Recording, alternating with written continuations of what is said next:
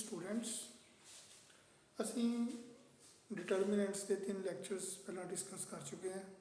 ਅੱਜ ਅਸੀਂ ਸਭ ਤੋਂ ਮੋਸਟ ਇੰਪੋਰਟੈਂਟ ਜਿਹੜਾ ਇਹਦੇ ਚ ਟੌਪਿਕ ਹੈਗਾ that is we have to expand determinant without we have to solve determinant without expanding. हमने एक्सपेंड नहीं करना विद फर्स्ट रो या सैकेंड रो या थर्ड रो या फर्स्ट कॉलम, असी हम एक्सपेंड नहीं करना, असी प्रॉपर्टीज़ में यूज़ करके उसका आंसर लिख देना। सो this is most important. Punjab school education board या NCERT +2 एग्जाम के विच ये बड़ा इंपॉर्टेंट क्वेश्चन है, 4 मार्क्स का क्वेश्चन ये आता ही आता। तो we are having nearly 8 properties from this. अज असी 3 तो 4 प्रॉपर्टीज़ डिस्कस करांगे, एक लैक्चर होर अपलोड करांगे, वो आप नैक्सट जो 4 प्रॉपर्टीज़ बचनगियाँ उन्होंने डिस्कस करांगे। So my first property is if each element of a row of a determinant is 0 then the value of determinant is 0। जिमें कि मेरे को एक डिटर्मिनेंट है 1 2 3 0 0 0 4 5 6। मेरे को क्वेश्चन आ गया इस तरह का जिदे 1 2 3 है, दूसरी रो तीनों ही 0 है, तीसरी रो 4 5 6 है, कुछ भी एलिमेंट्स, मगर सैकेंड रो जी वो सारे एलिमेंट्स 0। जो किसी रो के एलिमेंट्स ऑफ ए रो और कॉलम इज 0, जो कोई सारी की सारी रो सेम हो जाए 0 हो जाए तो डिटर्मिनेंट की वैल्यू की हो जाती है 0। जिमें एक होर भी लिया जा सकता है। सो मैं एक डिटर्मिनेंट ले लेना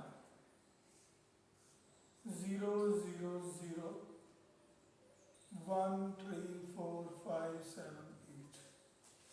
हुण इहदे च की है फस्ट जो कॉलम है ये सारे एलीमेंट्स 0 ने, नो प्रॉब्लम।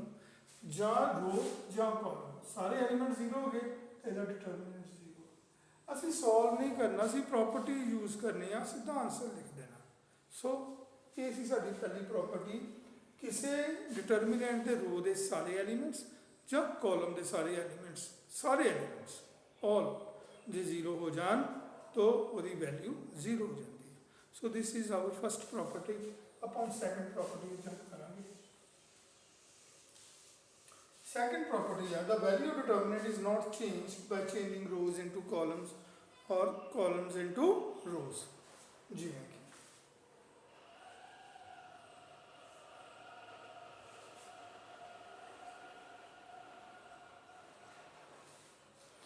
मैं एक एग्जांपल है 2 by 2 3 4 5 6।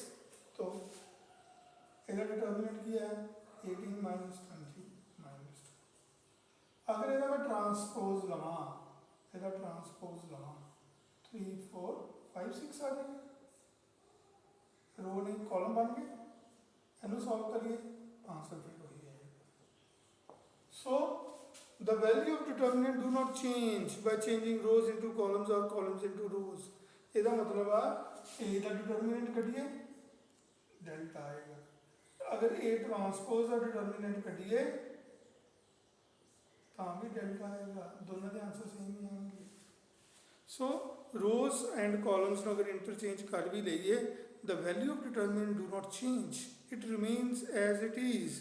So this is also very good point. आप इन क्वेश्चन में यूज़ करा जो क्वेश्चन सॉल्व करा ना। So this is our second property. Now third property is if two adjacent rows of a determinant are interchanged. जिमें कि एक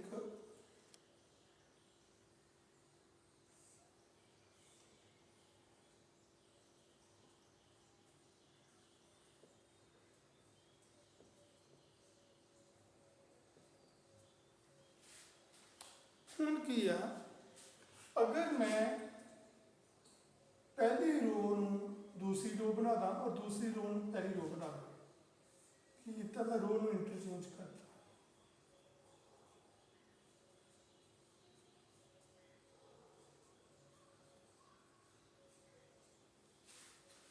की किया फस्ट रो मैं उपर लै गया, सैकेंड रो मैं नीचे लाया। यानी कि फर्स्ट रो सैकेंड रो बन गई, सैकेंड रो जी फर्स्ट रो बन गई। So the value of determinant remain same but the sign changes. की चेंज होंदा? Sign. The are interchanged, then the sign of determinant is changed but numerical value remains unchanged। इसका मतलब है यदि सिर्फ sign change होना, अगे की आ जाना माइनस। अच्छा मैं एक बार होर ट्राई करना, लेट अस सी मैं एक होर ट्राई करना। मैं की कीता हूं सैकेंड नो थर्ड बना लगा और थर्ड नो सैकेंड बना लगा। A2 B2 C2 A3 B3 C3 A1 B1 C1 और माइनस जड़ा एक होर बाहर आ जाना, दो माइनस आ जाना, ये माइनस का स्क्वायर हो जाना। ध्यान ਨਾਲ सुनो हुण मैं कीता A1 ਨੂੰ मैं दो स्टैप नीचे लै गया। ਜਿਹੜੇ ਵੀ ਡਿਟਰਮੀਨੈਂਟ ਦੀਆਂ ਪ੍ਰੋਪਰਟੀਜ਼ ਨੂੰ ਡੀਲ ਕਰਦੇ ਆ ਬੱਚੇ, ਇੱਕ ਚੀਜ਼ ਨੂੰ ਧਿਆਨ ਨਾਲ ਸੁਣਦਾ ਹੈ। ਜਦੋਂ ਵੀ ਅਸੀਂ ਡਿਟਰਮੀਨੈਂਟ ਦੀਆਂ ਰੋਜ਼ ਜਾਂ ਕਾਲਮ ਸ਼ਿਫਟ ਕਰਨੇ ਆ, ਇਹ ਇੱਕ ਸਟੈਕ ਵਾਂਗ ਹੁੰਦੇ ਆ। ਸਟੈਕ ਸਮਝਦੇ ਨਾ, ਬੁੱਕਸ ਦੇ ਲੱਗੇ ਹੁੰਦੇ ਆ ਢੇਰ, ਇੱਕ ਬੁੱਕ ਆ ਗਈ, दूसरी बुक आ गई, तीसरी बुक आ गई। हुण मैं चाहना यह वाली बुक नूं इत्थे लैके आवां, मैं इहनूं कड्डांगा बाहर। हुण मैं इस बुक नूं बाहर कड्ढिया, ये इत्थे खाली स्पेस बच गई, तो यह जिहड़ी है ना ये जंप करके इत्थे आ जाएगी, यह जिहड़ी है जंप करके इत्थे आ जाएगी, है ना। इन्हें नीचे दे जाना, इन्हें उतो नीचे, इन्हें ऊपर चल जाना, यह जी ऊपर जाके थी। सो देखो अगर मैं A3 नूं सॉरी A1 नूं इत्थे शिफ्ट करना चाहना, A1 मैं क्या कीता A1 शिफ्ट करना चाहना, तो A2 ने थोड़ा तां चल जाना, A3 ने थोड़ा तां चल जाना, A1 इत्थे आएगा। देखो इदां ही है, A1 इत्थे आ गई, A3 ऊपर चल गई और A2 वो एक नंबर चल गई। हुण होया कि है A1 नूं कितने स्टेप लगाने पे, एक तो दो रोज नीचे जाना पिया, तो माइनस की पावर कितनी आई 2। तो तरीका की है यह वाला, पहला पहलियां दो रो नूं इंटरचेंज करिए, फिर दूसरी तीसरी इंटरचेंज करिए, you will get the result. जो भी असीं दो रोज नूं आपस इंटरचेंज करना, the numerical value of determinant do not change but we have to change the sign of the determinant। एक माइनस बार जरूर लगाना, उस माइनस ने सानू दसना है कि यदि न्यूमेरिकल वैल्यू नहीं चेंज हुई पर यदि साइन वैल्यू जी है वो चेंज हो गई। Thank you so much. Next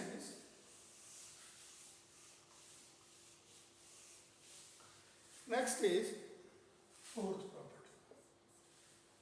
fourth property है if two rows of determinant are identical, if two rows of determinant are identical,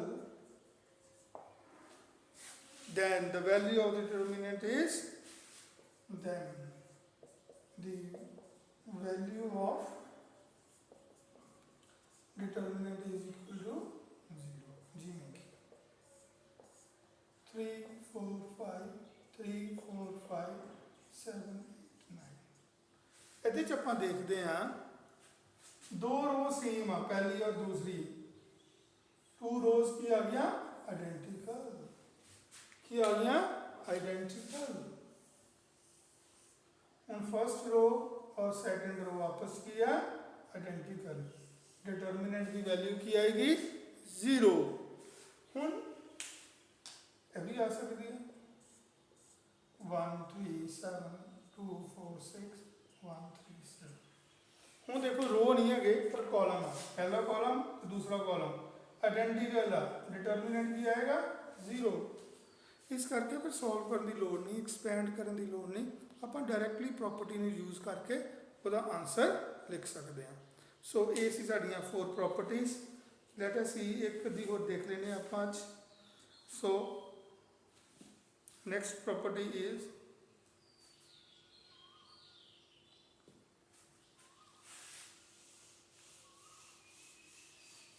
property number 5. It is if every element of a row is multiplied by the same constant, if every element of a row is multiplied by the same constant, then the value of determinant is multiplied by same constant k. अभी एक interesting है जिमें कि मैं एक determinant लेना 1 2 3 3 4 5 2 4 6 let us see, sorry 1 3 6 let us see. ਹੁਣ मैं चाहना है कि मैं ना पहली रो ਨੂੰ ਮਲਟੀਪਲਾਈ ਕਰਾਂ 2 ਨਾਲ 2 2s are 4 2 2 1s are 2 2 2s are 4 2 3s are 6 3 4 5 1 3 6 मैं इधर पहली रो ਨੂੰ ਮਲਟੀਪਲਾਈ करता पहली रो ਨੂੰ मल्टीप्लाई करता किसे कांस्टेंट है लेट अस सी 2 ਨਾਲ मल्टीप्लाई करता बट अगर मैं लिखा बेटा 2a 2 times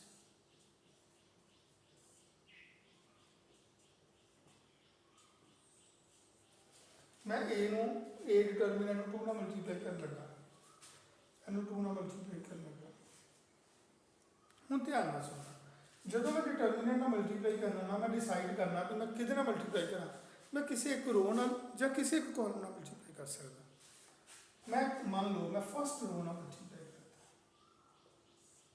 2 4 6 3 4 5 1 3 6 so answer is same अगर मैं किसी रो ਨੂੰ कांस्टेंट ਨਾਲ मल्टीप्लाई करता ਜਾਂ डिटरमिनेंट ਨੂੰ सेम कांस्टेंट ਨਾਲ मल्टीप्लाई करता answer will be same because क्यों सेम आते क्योंकि जो डिटरमिनेंट ਨੂੰ ਕਿਸੇ कांस्टेंट ਨਾਲ ਮਲਟੀਪਲਾਈ ਕਰਨਾ ਹੁੰਦਾ तो ਆਪਾਂ डिसाइड करना है कि ये ਜਿਹੜਾ कांस्टेंट ਆ ਇਹਨੂੰ फर्स्ट रो ਨਾਲ ਮਲਟੀਪਲਾਈ ਕਰੀਏ ਸੈਕੰਡ ਨਾਲ ਕਰੀਏ ਕਿ ਥਰਡ ਨਾਲ ਕਰੀਏ फर्स्ट ਕਾਲਮ ਨਾਲ ਕਰੀਏ ਸੈਕੰਡ ਨਾਲ ਕਰੀਏ ਕਿ ਥਰਡ ਨਾਲ ਕਰੀਏ ਮੈਟ੍ਰਿਕਸ ਵਿੱਚ ਇਦਾਂ ਨਹੀਂ ਹੈ ਮੰਨ ਲਓ ਇੱਕ ਮੈਟ੍ਰਿਕਸ ਆ ਮੇਰੇ ਕੋਲ A 1 2 3 4 2 1 1 3 5 मैं ਇਹਨੂੰ 2 ਨਾਲ ਮਲਟੀਪਲਾਈ ਕਰਨਾ ਚਾਹੁੰਦਾ 2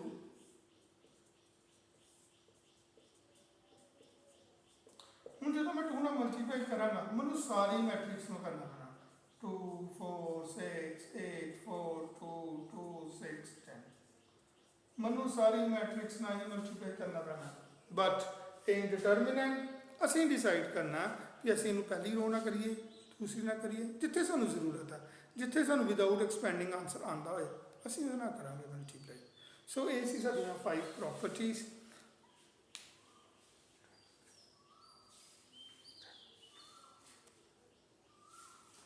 सो ये सी साड़ियाँ 5 प्रॉपर्टीज बेटा हुण साड़ियाँ 3 प्रॉपर्टीज रह गई ने so let us start with 1 or 2 questions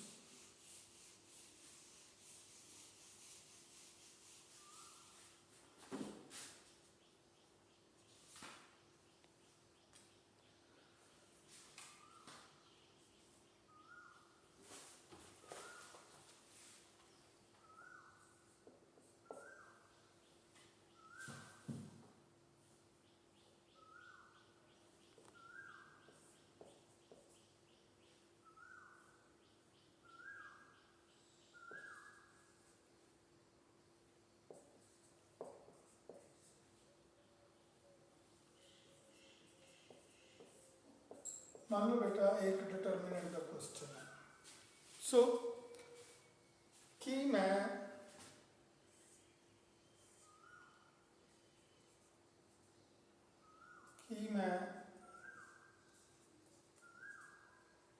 first column taking 7 common from column first।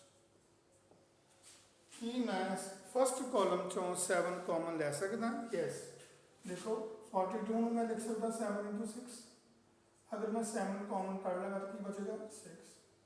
28 में देख सकता 7 into 4, 7 कॉमन निकाल लेंगे तो 4 आ जाएगा। 14 आ गया 7 into 2, 7 कॉमन निकाल लेंगे तो 2 आ जाएगा। सो मैं फर्स्ट कॉलम विचों 7 कॉमन निकाल लिया और सारी डिटर्मिनेंट में मल्टीप्लाई करता, क्योंकि आप प्रॉपर्टी नंबर जी 5 आ वो ही सीखा भी आप ਜਦੋਂ ਕਿਸੇ ਡਿਟਰਮੀਨੈਂਟ ਨੂੰ ਕਿਸੇ ਕਨਸਟੈਂਟ ਨਾਲ ਮਲਟੀਪਲਾਈ ਕਰੀਦਾ ਕਿਸੇ ਰੋ ਨਾਲ ਤਾਂ ਪੂਰੇ ਡਿਟਰਮੀਨੈਂਟ ਨਾਲ ਮਲਟੀਪਲਾਈ ਹੋ ਜਾਂਦੀ ਹੈ। ਸੋ ਹੁਣ ਅਸੀਂ ਦੇਖਦੇ ਹਾਂ ਵੀ ਫਸਟ ਕਾਲਮ ਤੇ third column, column 1 and column 3 are identical. ਆਪਾਂ ਕੁਝ ਨਹੀਂ ਸੋਲਵ ਕਰਨਾ, ਸਿੱਧਾ ਸਿੱਧਾ ਆਨਸਰ ਇਸ ਡਿਟਰਮੀਨੈਂਟ ਦਾ ਆਨਸਰ ਕੀ ਆ 0। ਸੋ ਆਪਾਂ ਤਿੰਨ ਪ੍ਰੋਪਰਟੀਜ਼ ਜਿਹੜੀਆਂ ਉਹ ਕਰਕੇ ਨੈਕਸਟ ਜਿਹੜਾ ਸਾਡਾ ਲੈਕਚਰ ਹੈ ਉਹਦੇ 'ਚ ਆਪਾਂ ਕੁਐਸਚਨਸ ਵੀ ਕਰਾਂਗੇ, ਇੱਕ ਡਿਟੇਲ ਵਿੱਚ ਆਪਾਂ 3-4 ਕੁਐਸਚਨਸ ਕਰਾਂਗੇ ਉਹਦੇ 'ਚ, ਸੋ ਦੈਟ ਇਸ ਐਕਸਰਸਾਈਜ਼ ਨੂੰ ਖਤਮ ਕੀਤਾ ਜਾ ਸਕੇ। So thank you so much ਬੇਟਾ।